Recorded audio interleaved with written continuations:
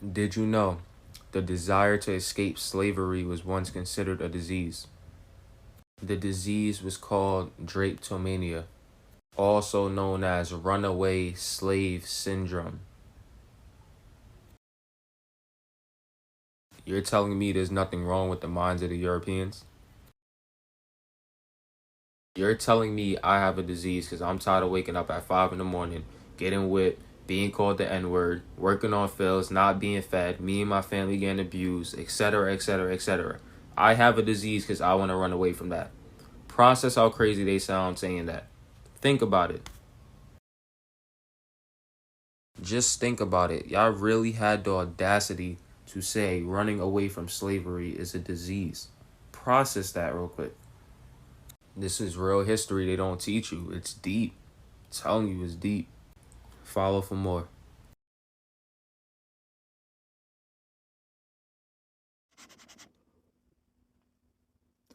This is the book of Obadiah, chapter 1, verse 10, and it reads, For thy violence against thy brother Jacob, shame shall cover thee, and thou shalt be cut off forever. All praises, glory, and honor to Yahweh, Bahashem, Yahushai, Bahashem, Rahakakodash. Double honors to the apostles and elders of Great Millstone who rule well in teaching us this 100% truth. Salutations to them and my fellow Akim who labor in this truth week in and week out on the highways and byways. Also, salutations to the hopeful elect of the scattered 12 tribes of Israel, scattered to the four corners of the earth that be like unto the speckled bird, also known as your Israelite foreigners, and your so-called Negroes, Latinos, and Native Americans. To you, I say Shalom. This is your brother Ayashar Barzar from the GMS Indianapolis camp. GMS Indianapolis camp. All right, coming back at you with another lesson that is edifying to the elect body of the nation of Israel. And what we have here is yet another installment of our camp's directive for thy violence against thy brother Jacob, recounting the tumultuous, horrendous, um, uh, merciless, pitiless, uh, you know, this guy, this wicked person, Esau Edom, the so-called white man, cannot be described in plain words other than wicked. I mean, he's just a vile man according to the scriptures. But in any case, that's what this is about. Another installment of our For Thy Violence Against Thy Brother Jacob series, where we, go throughout the history of Esau Edom, the so-called white man, according to Genesis 25 and 25, who is also called the wicked, according to Malachi 1 and 4, and his atrocities against the Israelites, who once again are your so-called Negroes, Latinos, and Native Americans, primarily in this place, Babylon the Great, aka the United States. All right, and what you just saw was a clip of this clown asshole so-called physician um, Samuel Cartwright, who came up with this term drapetomania, um, where was a mental illness for Jake to want to escape from slavery. So I got an article on that that's going to go into a little bit more detail than what the gentleman said in his clip. So let me get that article. All right, and this is off of Wikipedia, and I will put the link in either the description box or the comment section. All right, and here it is, the term drapetomania. Drapetomania was a supposed mental illness that, in 1951, American physician Samuel A. Cartwright hypothesized as the cause of enslaved Africans fleeing captivity. This hypothesis was based on the belief that slavery was such an improvement upon the lives of slaves that only those suffering from some form of mental illness would wish to escape. And this is a picture of that Edomite right here. Let me blow him up so you can get a good look at him. Yeah, Samuel Cartwright right there. All right. And he died born in 1793 and died in 1863. But he will be back. He will be back. camp. He said it was an improvement of our lives. Okay, we're going to see when it's your turn. Uh, Going on, Cartwright specifically cited the tendency of slaves to flee the plantations that held them. Since slaves happy with their conditions would not want to leave, he inferred that such people had to be sick, impervious to the natural order of things. Okay, he's talking about that manifest destiny. All right, but uh, he needs to realize that manifest destiny has a part two, and he ain't gonna like it when he comes back, and he will be back. Continuing on, he published an article about black slaves' illnesses and idiosyncrasies in DeBow's Review. Contemporarily reprinted in the South, Cartwright's article was widely mocked and satirized in the northern United States. The concept has since been debunked as pseudoscience, and we know science means to know. Okay, obviously he doesn't know shit. All right. We start that again. The concept has since been debunked as pseudoscience and shown to be part of the edifice of scientific racism. A slave's desire for freedom is not pathological. Man, this guy was a piece of work. All right. Um, the term derives from the Greek drapetes, a runaway slave, and mania, meaning madness and frenzy. Okay. As late as 1914, the third edition of Thomas Lathrop Stedman's Practical Medical Dictionary included an entry for drapetomania defined as vagabondage, dromomania, an uncontrollable or insane impulsion to wander. And here again, these words are from the Greek, and we know idumia is the Greek name for Edom. So, further confirming, this guy was of that wicked nation. All right, and you know the stuff that they did to Drake, to Jake Salakia, the stuff they did to Jake, was just unbelievable. You know, it's a mental illness to want to be free. Okay, we're gonna find that out. But first of all, I got a scripture on this guy. This is the book of Job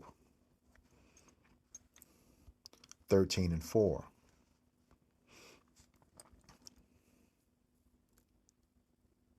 And it reads, "But ye are forgers of lies, ye are all physicians of no value."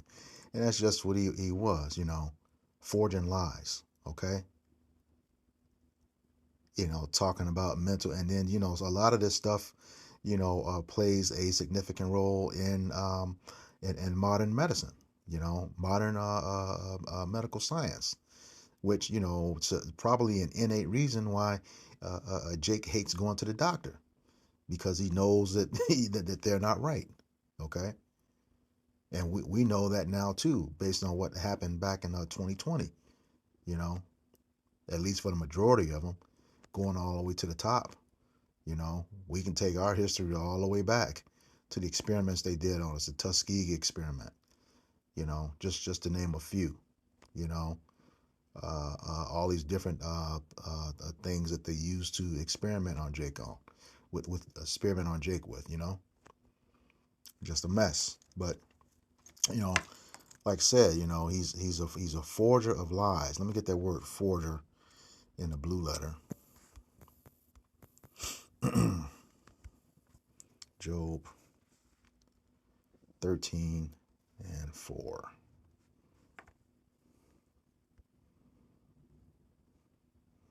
Well, while I'm at it, I'll go ahead and read it in the NLT.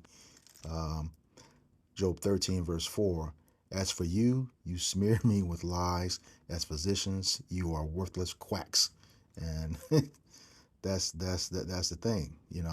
That whole mental illness was a lie. Like it says, you're a worthless quack. All right. So let me get that word forger in the blue letter.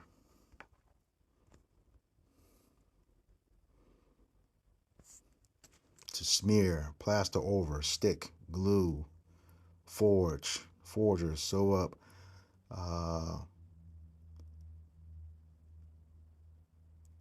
Let's see. Strong's definitions.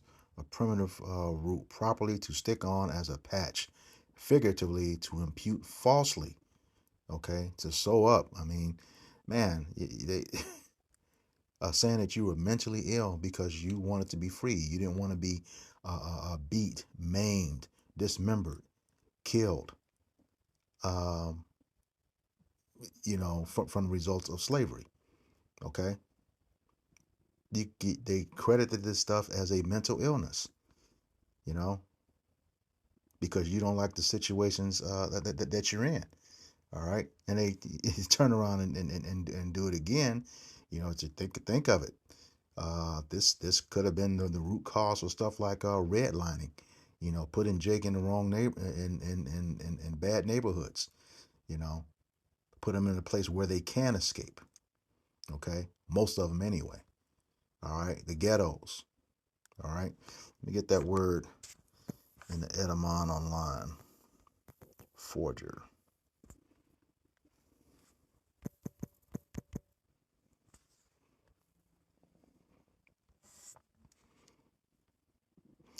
Let's see, late 14th century, a maker, a smith, agent from a noun, meaning a counterfeiter, one who makes by false imitation. All right, man. Yep, that's false claim. About Jake. Wanting to be mental illness because they wanted to be free. All right. Yeah. Let's go back. Okay, and like it says, physicians of no value. So yeah, dude, you were a quack, just like the NLT said. But uh, you are going to pay for that. All right, and all of those who follow suit and use that pseudoscience to bring harm to Jake, for wanting to be free. All right, all of you going to be judged. You may be gone physically, but you will be back. This is for that judgment. Second Ezra, chapter 14, and beginning verse 34.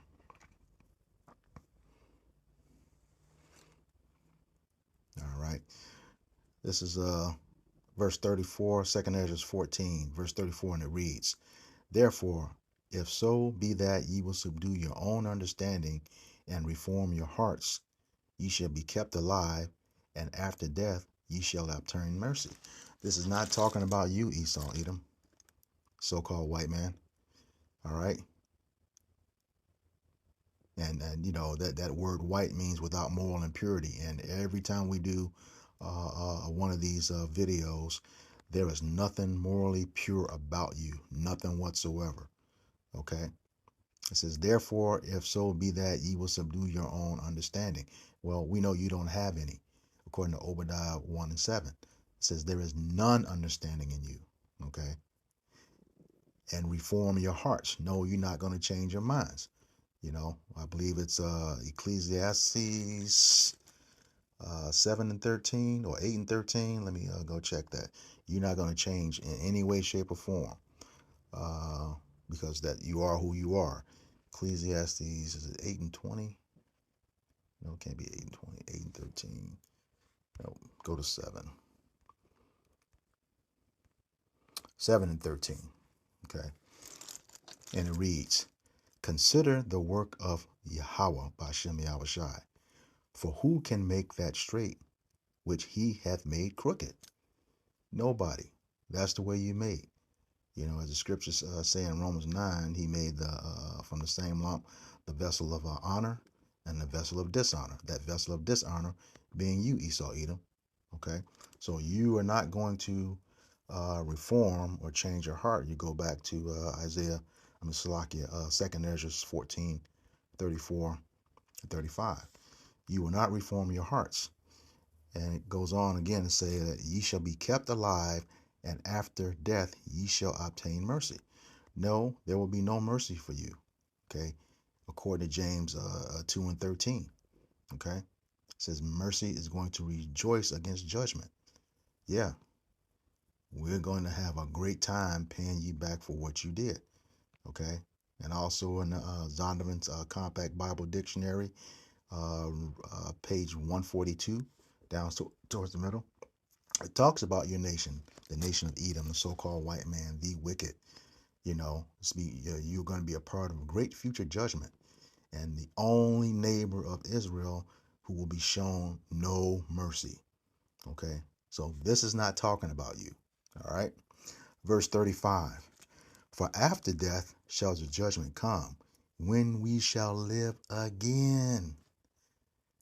So yeah, even though you passed away in 1863, you're going to be back. If you're not back already, Samuel Cartwright, and all those who benefited from that bullshit pseudoscience that you used against the enslaved Israelites. Okay, they were called African slaves, but no, we know it was the nation of Israel, primarily Judah, Levi, and Benjamin, which are part of that transatlantic slave trade. Okay, but here it is. For after death shall the judgment come, when we shall live again. So if you haven't received that judgment, it's coming. And since you are the wicked and cannot learn righteousness, according to Isaiah 26 and 10, you know, you're going to see judgment every time you come back in a generation. All right. Continue on. It says, and then shall the names of the righteous be manifest. Who are the righteous? The Israelites. Manifest means to be made known. And the works of the ungodly shall be declared. All right. So, instituting this term at the time, DRAPETOMANIA in 1851, and the amount of havoc it wreaked on Jake's life, you're going to pay for that. It says, the works of the ungodly shall be declared. All right. You are without a God, as Yahweh Bashem Yahweh said, Jacob I have loved, Esau I've hated. Okay. Jacob I have loved, Esau I've hated. You know, Second Ezra chapter 3, verse 16 says he put by Esau, rejected him. Okay. So you have no God other than Satan, you know, the wicked, the physical manifestation of the wicked, but soon he's going to depart from you like he is now, as you see those curses starting to work on you. So yeah, you are coming back for that judgment. All right. And when does this judgment take place? When Yahweh Shai comes back. All right. This is the book of Psalms.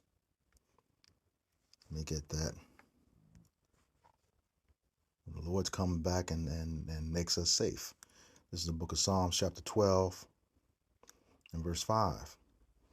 And it reads, for the oppression of the poor, for the sighing of the needy, that's the nation of Israel, Judah, and Israel, northern and southern kingdom. It says, now will I arise, saith Yahweh Bashem Yahushai.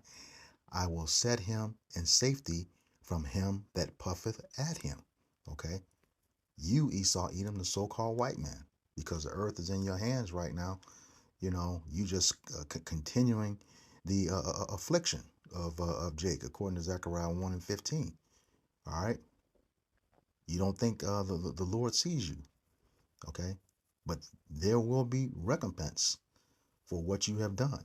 You know, this is just one of the things, this so-called drapetomania. But that judgment, when you live again and come back, it's when the Lord is back. All right. This is the book of Jeremiah, chapter 23 and verse 6. Starting at verse 5. Just show you just a little one that's going to happen when the Lord comes back and puts us in safety. It says, behold, the days come, saith Yahweh Bashem Yahushai, that I will raise unto David a righteous branch, Yahushai, and a king shall reign and prosper, Yahushai, and shall execute judgment and justice in the earth. That's according to Revelations 19:11. You know, when he returns, he's going to bring judgment and war. Okay. Verse 6. In his days, Judah shall be saved, that's the northern kingdom, and Israel shall dwell safely, the southern kingdom. The entire nation, all right, northern and southern kingdom are going to dwell in safety. And it continues on. And this is his name whereby he shall be called Yahweh Bahashem Yahushai, our righteousness. So yeah, when the Lord returns, and that judgment, like it says, the righteous are going to be made manifest. All right, they're going to be saved, and the works of the ungodly is going to be declared. That's you, Esau, Edom, the so-called wicked. No, the wicked, the so-called white man, Salakia. You know, you're about to meet that judgment. All right, and what is that judgment going to be? Well, I got 4 scriptures for that. This is the book of Revelation, 18, verse 5. And it reads, For her sins have reached unto heaven, and Yahweh Hashem Yahushai hath remembered her iniquities. This is talking about Babylon the Great, aka America, being run by Amalek, the so-called Jewish people, and his bidding being executed by the rest of Edom. Okay, yeah, Amalek being the head tribe. And, like the Lord said, Numbers 24 and 20, Deuteronomy 25, 17 through 19, he's going to be blotted out from under heaven to be no more, okay, when it's all said and done. And it says he has remembered her iniquities. That's that sin upon sin upon sin upon sin, okay? One of those grave iniquities was the transatlantic slave trade, You had the low-level so-called white man doing that stuff like the Samuel Cartwright. All right, but you had the so-called Jewish people who not only financed the transatlantic slave trade, they owned the ships. All right, verse 6, and it says, Reward her even as she rewarded you, and double unto her, double according to her works. In the cup which she had filled, fill to her double. So everything you did to us, twice as long, twice as hard, will be returned unto you double. All right. However, in righteousness, we won't be doing some of the sadistic stuff that you all did to us, like buck breaking. Nothing that's going to be contrary to our laws, statutes, and commandments that will be in our inner being at this time. All right. Part of our genetic fabric. All right. It says, reward unto you double. All right. Double. And, here again, you're going to have to pay for that drapetomania, because I'm sure it brought a lot of harm on Jake. Like I said, being captured, beaten, whipped, body parts amputated, even murdered, All right, this is the book of Revelation, chapter 13, verse 9 and 10. And it reads, If any man have an ear, let him hear. That means a man with understanding. Let him understand. Verse 10, He that leadeth into captivity shall go into captivity. He that killeth with the sword must be killed with the sword. Here is the patience and the faith of the saints. And Esau, you have had us in captivity for the absolute longest, going all the way back to the Greeks, the Romans, all right, and then the Renaissance period, all right. But we're also not going to forget what you did to us exiting Egypt. Amalek, coming up from behind. Edom wouldn't let us pass by. Yeah, the whole nation of the so-called white man, including the chief leader, your so-called Jewish people today, who is known as the tribe of Amalek, okay, who in recent history were also your Khazars, okay. You can get that account of that in who was Esau, Edom, and the 13th tribe. All right. And it says, he that killeth with the sword must be killed with the sword. Well, that was your blessing. Esau, Edom, Amalek. All right. Back in Genesis 27, the sword was your blessing. All right. And it still is to this day. And it says, here is the patience and the faith of the saints. Okay. Who are the saints? The nation of Israel, according to Psalms 50 and 5 and Psalms 148, 13 and 14.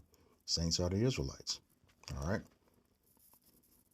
That's one scripture on your judgment. There's another one. Jeremiah 30 and 16. It's like 30 and 16. All right.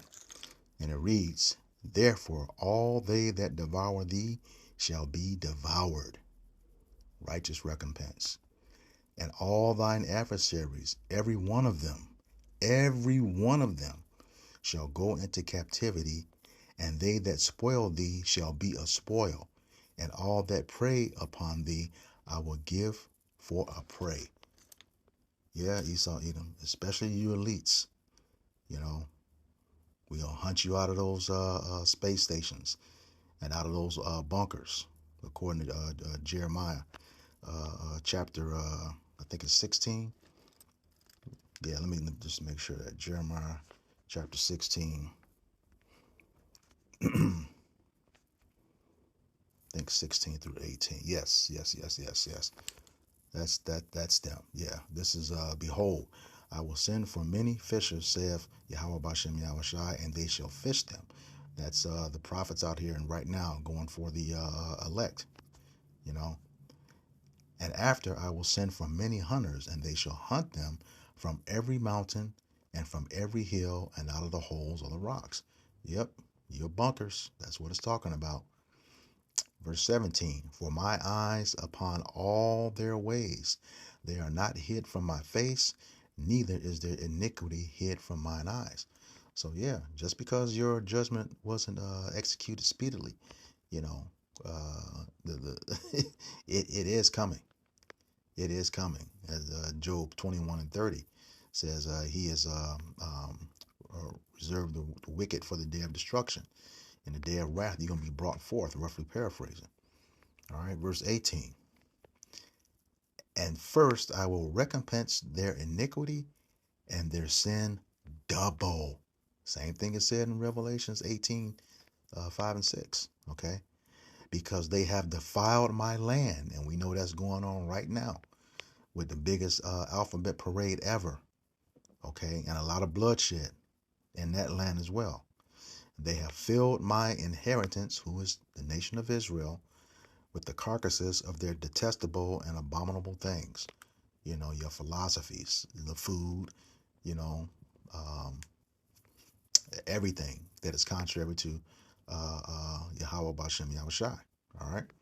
So, yeah. Yep. That's going to be you. Back to 30, Jeremiah 30 and 16. Yeah, like I said, you are going to go into captivity. And they that spoiled us are going to be a spoil. That robbed us. You know, like the scriptures say, you're going to vomit up all the riches that you took down. Okay? Vomit it up. And all that prey upon thee, I will give thee for a prey. So yes, you are going to be the prey of the nation of Israel. And you know that. You know that. And they're going to be led by Judah. You know, the so-called Negroes. Because they had it the worst. Okay? Judah had it the worst. All right? That's why that Israeli council, Judith Varney Shore, said, you know, the number one problem for the state of isn't real is the so-called black youth of America. You know, yeah, they know. You're over there fighting Iran, Saudi Arabia, Yemen, all of them. Yeah, you're going to pay. All right. But this guy, you know, Samuel Cartwright, you know, this whole Drapetomania thing, man, that's ridiculous. All right, I'm going to close out with this one. Isaiah Just pretty much reiterating that, you're going to pay for what you did. And ain't no being friends now. We don't want to hear that. Let's work together. No, fuck that. Y'all did some horrible shit, and you're going to pay for it. All right. This is the book of Isaiah, chapter 33, verse 1, and it reads, Woe to thee that spoilest, and thou wast not spoiled. Yep, that's you, Esau, Edom. You're not in trouble as other men, neither are you plagued like other men, according to Psalm 73 and 5. Okay? And dealest treacherously, and they dealt not treacherously with thee. Yeah. Yeah, you've cut us off at every turn possible. Okay? Like the scripture say, your hatred was perpetual. You showed no pity on Jake. You furthered the afflictions of Jake. All right? Continuing on, Isaiah 33. When thou shalt cease to spoil, thou shalt be spoiled. And when thou shalt make an end to deal treacherously, they shall deal treacherously with thee. So, yeah, you're going to get that recompense and righteousness. All right, so with that, I hope this lesson was edifying for the elect body of the nation of Israel. Once again, I'm going to give all praises, glory, and honor to Yahweh, Bahashem, Yahweh Shai, Bahashem, Rahakakadash. Double honors to the apostles and elders and great millstone who were well in teaching us this 100% truth. Salutations to them and my fellow Akim who labor in this truth week in and week out on the highways and byways. Also, salutations to the hopeful elect of the scattered 12 tribes of Israel, scattered to the four corners of the earth that be like unto the speckled bird, also known as your Israelite foreigners, and so-called Negroes, Latinos, and Native Americans. To you, I say Shalom, Kwam Yasharala. We got next. Shalom.